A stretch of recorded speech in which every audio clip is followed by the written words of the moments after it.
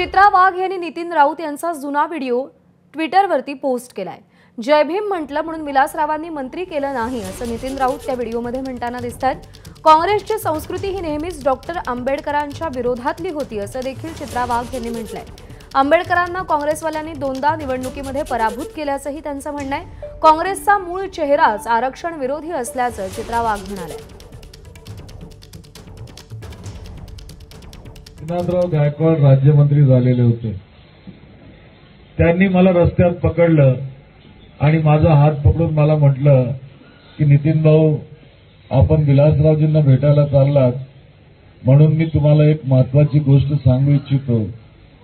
म्हटलं बोला। नाही म्हणे चला। एका कोपऱ्यामध्ये ते घेऊन गेले मला आणि ते मला म्हणाले की तुम्ही विलासराव देशमुखांना जे जोरामध्ये जय भीम म्हणताना ते जय भीम म्हणणं सोडून द्या, कारण त्याच्यामुळे तुमचं मंत्रिपद गेलं। आता मला सांगा की माझं मंत्रिपद जर जय भीम म्हणण्याने गेलं असेल तर याच्यापेक्षा मोठा अभिमान कोणता मला असू शकतो। एबीपी माझा, उघडा डोळे बघा नीट।